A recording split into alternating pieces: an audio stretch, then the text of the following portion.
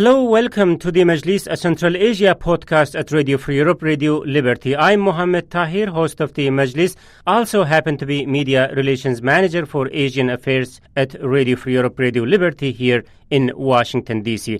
Since July 15, coup attempt, enormous changes are taking place in Turkey, in which 240 people were dead and hundreds sustained injury.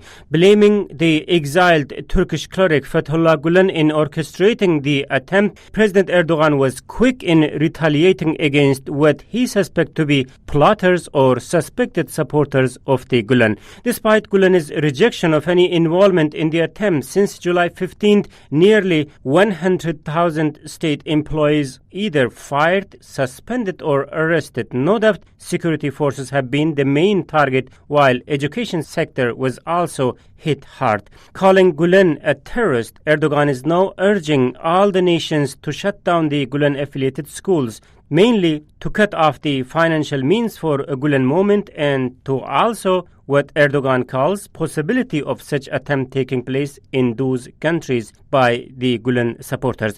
There are nearly 1,000 such schools around the world, and tens of them are active in Central Asia. This is where things get little complicated. On one hand, the region is in desperate need of quality educational institutions such as these schools, and on the other hand, leaders are faced putting their relationship with Erdogan in danger. To put it straightly, Central Asian leaders are faced with a big dilemma on how to react. Today in the Majlis, we will try to understand their dilemma, value of those schools to the region, its impact on the society, Erdogan's position, and implication of the possible reaction by Central Asian leaders.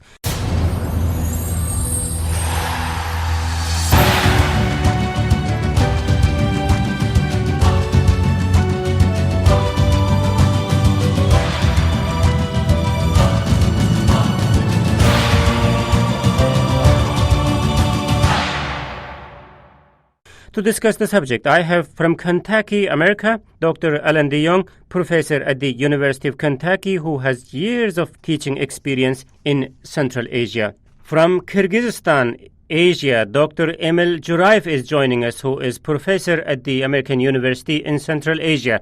From Europe, I have my colleague Bruce Pannier, who is the editor of Kishlak Ovozi, a Central Asia blog at Radio Free Europe, Radio Liberty. What an amazing panel, gentlemen. Welcome to the Majlis.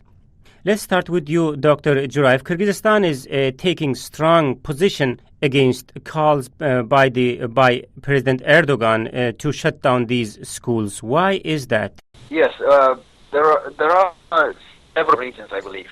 Indeed, Kyrgyzstan has been one of the more open and welcoming countries in the recent years regarding relations with Fethullah Gulen-related organizations, and especially in allowing a free possibility of activity for Fethullah Gulen movement.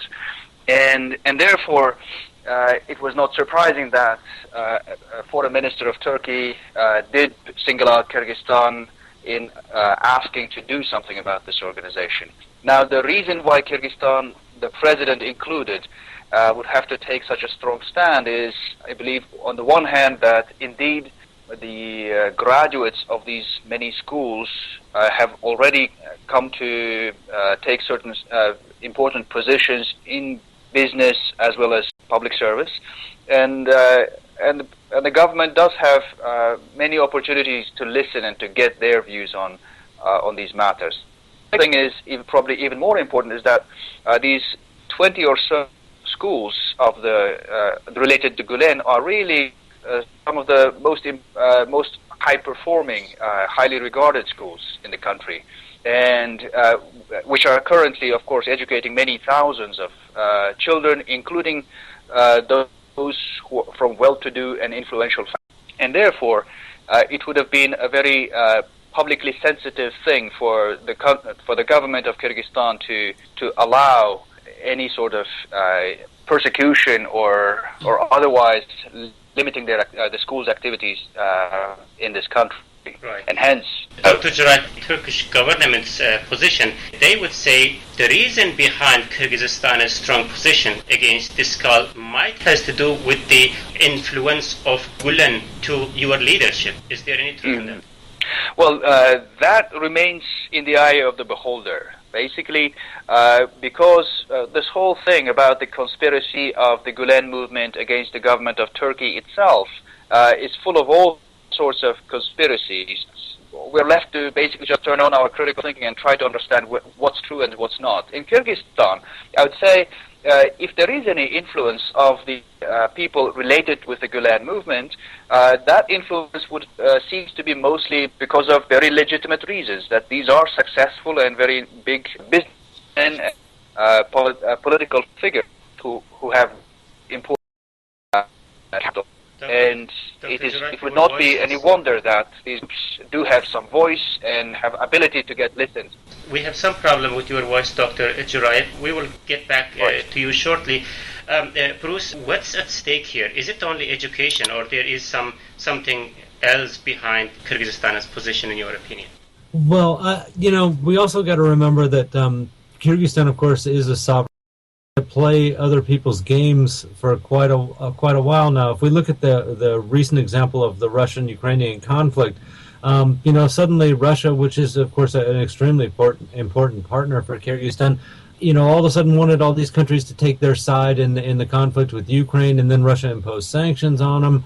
And it was, ironically, I suppose, it was goods from Turkey that really suffered. They couldn't, the Central Asians, Kyrgyzstan included, couldn't export their goods as easily to Ukraine and couldn't receive things from Ukraine. And problems in Turkey, and the Turkish government turns around and says, well, we want you to close down these schools that are affiliated with Gulen. And I think that's part of it with Kazakhstan too, is that they got to the point where they were saying, look, we're a sovereign state, and you shouldn't tell us what to do with our own internal policies anymore. So to some extent, I would say that there was an element of resistance to being dictated to by someone outside the country. Right, Dr. Alan, Uzbekistan, Turkmenistan, and Tajikistan nationalized or shut down those schools in their decision came years earlier when Erdogan had no problem with Gulen. In fact, I have seen those days Erdogan and his close associates visiting those schools in their foreign trips. What was that they have seen so early in those schools in Kyrgyzstan is still missing it? Well, that's a very good question. Some of those questions I too have been interested in, haven't really been able to engage them as much as I would. And I want to emphasize them sort of, and you all probably know better than I, the moral and spiritual concerns of Gulen. And it's likely the case that it's the moral teachings of the movement, which I'm not an expert on, which alarmed the government officials in each of those other republics. It used to be in Soviet times there was something called Vaspitania, which was a moral upbringing, and it was part that's arguably, as in the Gulen movement, the social and moral aspect was seen in Soviet times as equally important to upbringing of children. And when that all went away in the 1990s, all the states had to figure out what was going to take the place of the moral and spiritual base for the culture. And I think that's what's happened probably in Turkmenistan and Tajikistan, which I have just a little experience in, that they decided that what was being taught by Gulen wasn't what they wanted to be, the spiritual and moral side. And they were pretty quick to say, we're going to take charge of that because we're worried about the content. Now, I think that in Kyrgyzstan and Kazakhstan, probably the alarm bell didn't go off quite the same way, or there was there were differences of opinion about what we should do in terms of replacing the moral basis of the culture. I know in Kyrgyzstan that was true, comparing, for example, the North and the South, about who the ethnic heroes are.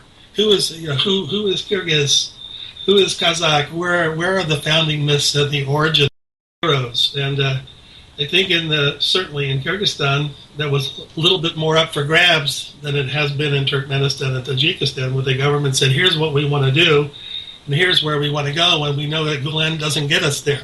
So that would be my, that's sort of my approach. And if I had the opportunity to pursue those and see whether those hypotheses are accurate, I probably would. That's what I'd like. That would be interesting. Dr. Chiraif, Dr. Allen said that the moral values that are attached to Gulen or his affiliates might be the reason behind Turkmenistan and Uzbekistan and Tajikistan came to this decision in early years to shut down those schools. So Kyrgyzstan didn't notice these values that Gulen schools are bringing, or it was okay for Kyrgyzstan, acceptable? Yes, that's. I think Alan has put it very well, that there are differences between these countries, among these countries, in how they have been handling their ideological life, and especially their politics toward Islam. I would add among Tajikistan and Turkmenistan, of course, Uzbekistan as well, which has closed the Gulen schools more years ago. Right. Tajikistan did it just last year. And compared to those countries, I think Kazakhstan and especially Kyrgyzstan did not have an agreed, settled idea, a policy of exactly what sort of Islam we are going to teach. And in that regard, I think the Gulen version of Islam, always open to science, modernizing version of Islam, sounded like a welcoming, like an acceptable option, especially in relation to some other darker sorts of Islam being brought from outside. Whereas in the other countries, of course, in Turkmenistan and Tajikistan increasingly, we have the ruling regimes which are dominating over the ideological and moral life of the societies much more monolithically, that no other competitor is welcomed. From the point of religious conservatism, if you look into Central Asia, you see Uzbekistan and Tajikistan as a highlight of the region. And in the meantime, according to Dr. Allen and Dr. Chiraif, they were against an organization which was preaching moral values which is very closely associated with Islam. What is this contradiction? Well, we also got to remember, as styles of leadership here, I mean, the leaders of Turkmenistan and Uzbekistan are authoritarian leaders. They have their own vision, but ultimately it's an individual's vision of the way the country is supposed to be.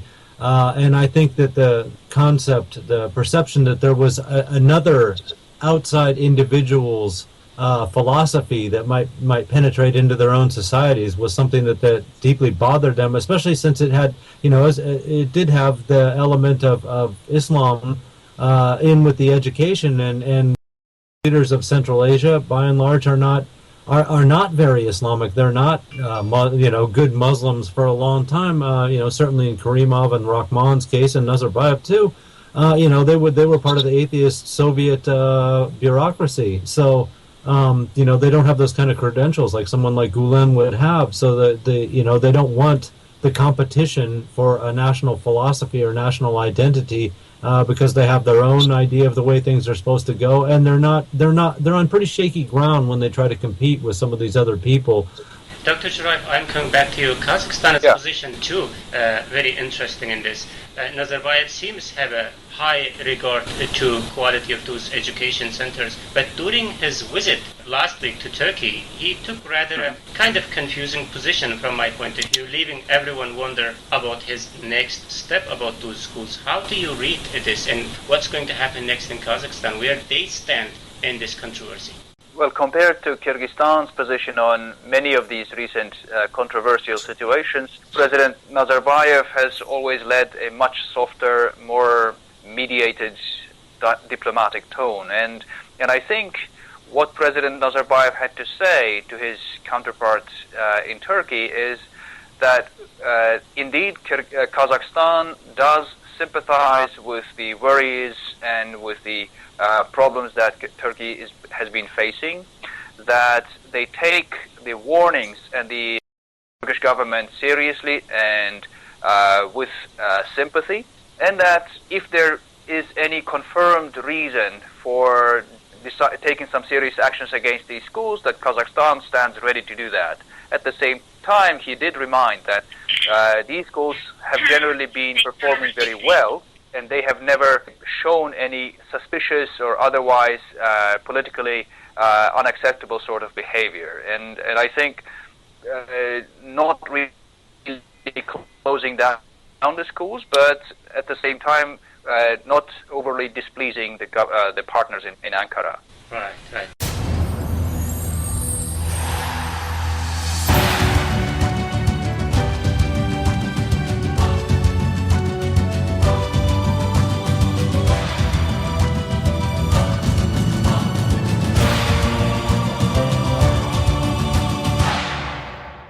Just to recap, today we are discussing President Erdogan and Gulen's feud in Central Asia over Gulen-affiliated schools and dilemma that Central Asian leaders are facing on how to react to President Erdogan's call to shut down those schools. Discussing the subject with me are Dr. Alan DeYoung, professor at the University of Kentucky, who has years of teaching experience, I should say, in Central Asia. Dr. Emil Jurai, professor at the American University in Central Asia. Bruce Pannier is joining me from Prague, who is the editor of Kishlock Awazi, a Central Asia blog at Radio Free Europe, Radio Liberty. I am Mohammed Tahir, host of the Majlis here in Washington, D.C. In this part of the debate, let's try to understand two things. First, Erdogan says he believes that Gulen has a global agenda. His supporters can overthrow governments in those countries. I have to repeat that Gulen strongly dispute this claim. Second, what those schools about, what impact they are having on society, and why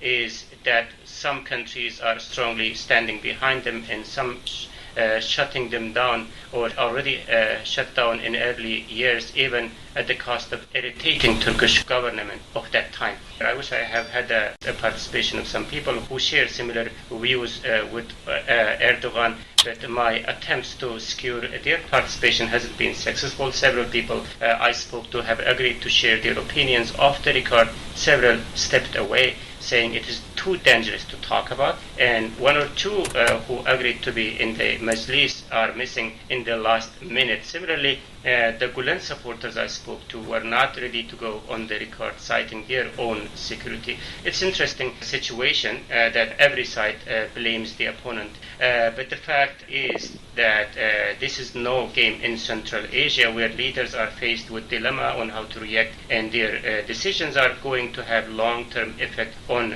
society. So, Dr. Juraib, I know those schools were one of the first helping hands to arrive to Central Asia very soon after collapse of the Soviet Union. Then it was welcomed by all those governments, including Uzbekistan and Turkmenistan.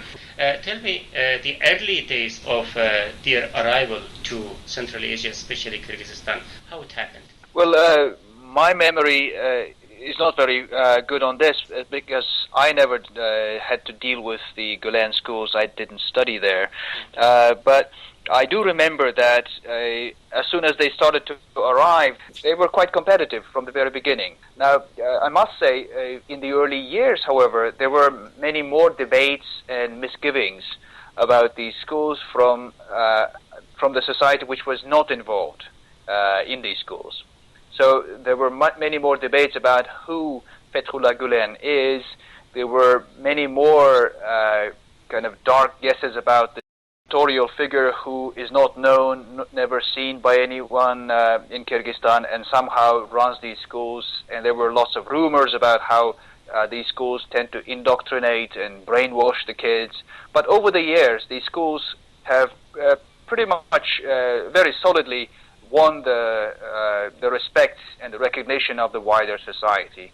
By now, you rarely come by any kind of doubters among the Kyrgyz society about the purposes or the trustworthiness of these schools. This change over some years, over say 5 to 10 years, the change has really been won because of the performance of the schools and because of the interaction that people actually get to know these schools. More and more people go to schools, or they know people who go to schools, and nothing bad happens to these kids. They just go on to very successful careers after the schools. Dr. Allen, what's your early memories of these schools? So, Dr. Drive sort of captures what I probably would say about this.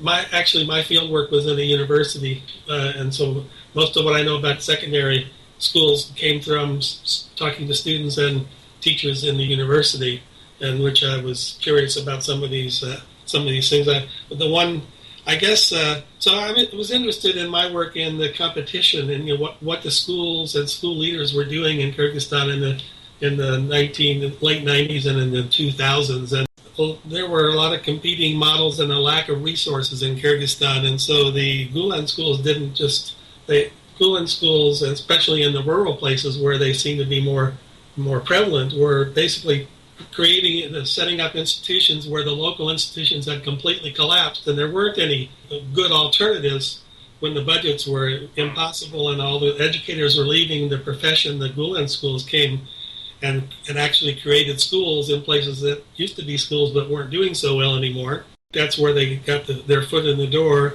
and they did provide, and wasn't able to find out where all the quality teachers were coming from. Many were probably coming from Turkey. So they provided opportunities and they provided resources. They provided classrooms with electricity and a whole number of things that were attractive, I think, to many of particularly the rural parents in Kyrgyzstan. And so they got started that way, and then they were comparatively successful in getting students on the Olympiads, and they got to be recognized as leaders. Although the public, the state school officials and the leaders were often opposed to them as competition and as someone challenging the Soviet heritage in education, which they prized and were hoping to restore in some fashion. So that's the early. I think that's the early days, providing actual good schools in places where they were disappearing, the government schools, and then they were seen as the place to send your child, if you could, and then they might get a scholarship and go on to the university, and then from the university, particularly the Turkish universities, they might actually get a job, which is one of the things that many high school parents were concerned about with the economy in Kyrgyzstan the way it was 2 decades ago. Bruce, I know you have had some early expeditions in Central Asia. So what is your impression? Well, I think it offered another route for some of these families that probably didn't have very many options in the end. We know that in a lot of the children of the elites end up going to universities abroad. And we know in Kazakhstan's case that some of the Bolshak students have not only gone abroad, but then there's Nazarbayev University. So, but that was pretty much for the elites, the big families in the countries. And I think the appearance of a school like the Gulen schools gave people a hope that maybe their children could get them into a good university, as Dr. de Jong was just talking about, because left to their own devices, they have to compete not only against these influential families, but then there's also the question of money, again, which plays to the elite families in these countries. And so if their children could get a good start at a good school and a good education, they have a much better chance of making something of themselves and going on to a quality university somewhere outside the country maybe, and making something of themselves and becoming a dependent and hopefully contributing adult when they get a little older. Dr. Alan de Jong, in Central Asia, especially in countries like Kyrgyzstan, there were huge gap after the collapse of Soviet Union, as you mentioned, for quality education. So their need for such schools are obvious. So what is that even in the United States? They have over, I believe, 140 schools running, and they are still expanding. Well, in the United States, we have in a lot of states we have competition. We have a charter school movement here now, which didn't actually really exist 2 decades ago. And I would imagine, without having studied the American situation, I just know we've had several teachers through my university who were Gulen teachers, and they were, the sample of people that I'm familiar with were all teaching in the sort of the low income inner city. So they're teaching, they're Turks, and they're working in Chicago schools, in charter schools in Chicago with extremely low performing kids previously, and apparently they're somewhat successful. So I would imagine that the Gulen schools really are probably more prevalent in the rural places or the inner cities that have similar characteristics to the schools in Kyrgyzstan. They are poor kids, previously low achieving kids. But again, that's something I haven't particularly studied myself. Dr. Jarrah, here I would like to talk about a little bit about the objective of these schools from their perspective. Lots of people also talk about boarding school system that Gulen-affiliated academic institutions runs besides their schools, where students are provided with housing, where books from Gulen are read, his philosophies are discussed, and also basic religious principles are taught, and family values are encouraged, etc. Some parents might like it, but it certainly raised some sort of eyebrow about their intentions, objectives. Well, that's a very difficult question, and I think that's possibly the most important question these days, is exactly what is the ultimate goal or life objective of the movement that we associate with Gulen, if there is such a movement indeed. And I think, and I'm just thinking, there are two options. Either they don't really have any ulterior or hidden objective except just provide good education, some healthy, moderate sort of Islam, and modernizing sorts of Islam in these countries, or they are hiding something, and the government of Turkey and everyone else aligning with them have all the reasons to worry. Now, either of these options is not very good. And I think one reason that gives grounds for these sorts of suspicions is indeed, in the end, some sort of either secrecy or not complete, to the extent that they're not exactly fully open and public about the ultimate intent or the organizational model, if they have one, gives grounds for all sorts of guesses, sometimes very suspicious sorts of guesses. Right. Bruce, what is your reading about the intention of these schools? Certainly, their activities are not limited with those schools. There are various other things going on. Different people has different name for that, but what is your reading? Certainly, we'd like to believe that it's that this is a charitable thing to do, and that this Gulen and his people have decided that it's important for Muslims around the world to have not only a good education but a strong moral background at the same time. Many of us tend to be and believe that can't be all that there is to this. That there's some grander design that's behind all this that we just don't see. All I could say is that to date, the little bit of experience I've had running into these people in Central Asia, I did not sense that this was part of some greater global master plan or anything. It just did seem to be generally for the benefit of some of these people who might not have a chance otherwise. And I suppose in that respect, you could compare it a little bit to the Aga Khan. Eastern Central Asia, in Tajikistan and in Kyrgyzstan. So far, I haven't seen anyone, say anything, that there was some suspicion about what his activities were leading to in the future. I'd like to think it's that simple with the Gulen schools. Again, though, like I said, there tends to be this cynicism that's always prevalent these days that say that no one could just do something as a good deed. It's impossible. There's got to be some hidden motive somewhere in there. And Turkey says that Gulen movement or his followers is behind what happened on July 15 in Turkey. So can Central Asian leaders remain indifferent on what the Erdogan is telling them about the Gulen in their or his suspected role behind the recent events in Turkey? Well, the first thing I'd point out is that there's not been a huge amount of evidence that's supported the Turkish government's argument to date. The second thing I would point out is that Central Asia has much more serious problems with other Islamic groups, which are absolutely a threat to their government if they could get a foothold in Central Asia. And when you look at groups like the so-called Islamic State, the Taliban right next door, some of the smaller militant groups around there that are trying to spread their ideologies into the region. So by comparison, I would imagine that not only the governments there, but the people also would prefer to have the Gulen school types of organizations as compared to some of these other groups which are very close or already present in the region. So how we go from here, Dr. Allen? Yes, quality education, but also states have to run their own foreign affairs. So what is the way ahead for Kyrgyzstan, maybe to a certain extent to Kazakhstan? Gee whiz. the political futures of these countries aren't something that I'm very much expert at.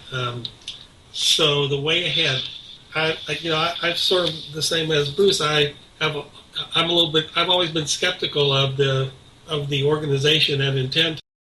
I can never find it. I talk to people about how school leaders or university rectors are trained, and the answer has always been, well, they're not trained. They're just volunteers who they come along and they must have some workshops for non-specialists who are going to be developing whatever program, curriculum, undertaking they're going to do. And I found very little structure. The way forward, I'm not sure how. I would think that the Gulen people would, if it was possible for them to be even more transparent, it might be helpful if in fact they have no design. I don't know how they will go about doing that, and I don't know what the forum is for people to say, hey, we really aren't specialists, we're just volunteers and we're committed to doing good work. I don't, how that plays out politically, I would imagine that Nazarbayev's approach is probably the best one for Kyrgyzstan and Kazakhstan. Other than that, I'm not sure what you would do. Dr. Jurai, this is the question perhaps to you. Yep. So how do you see going forward? I mean, the right balance for Kyrgyzstan and Kazakhstan in this political context? Indeed. Well, I think it's not going to be a very easy or one day or quick solution. But down the road, I think certainly Kyrgyzstan's leadership would do wisely to adopt more of the Nazarbayev-style diplomatic, more moderated posture, and try to not jump at quick reactions and quick decisions on this. I think Turkish government and generally Erdogan himself seem to be a little on the kind of the panicky end of political mood these days, and that certainly does not seem conducive to very productive relations.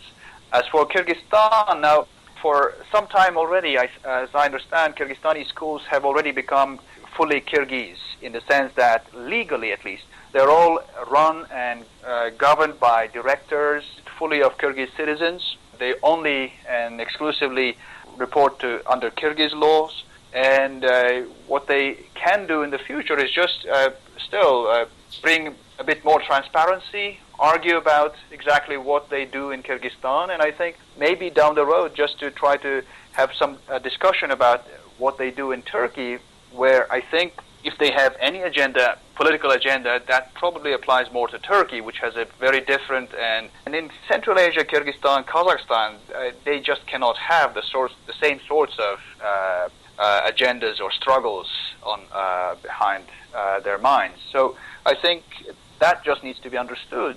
And in Kyrgyzstan, all of the range of organizations that they've been running, or associated charity organizations, business associations, education, universities, they're all really rather open, very transparent.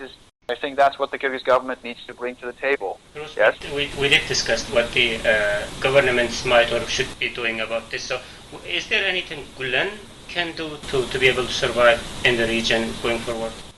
Just as much transparency as possible, and work as closely as you can with the government to reassure them that there's no ulterior motives here for opening up these schools. It just seems to be too good to be true sometimes, which is a bad way to base suspicion on anything. But certainly just to bring everything out, and anytime anyone has any questions about something or wants to take a closer look at something, they should comply with that, do all that they can to show everybody that they don't represent any threat at all to these countries, and that they're only there to benefit the local people. Okay, final remarks, Dr. Alantia.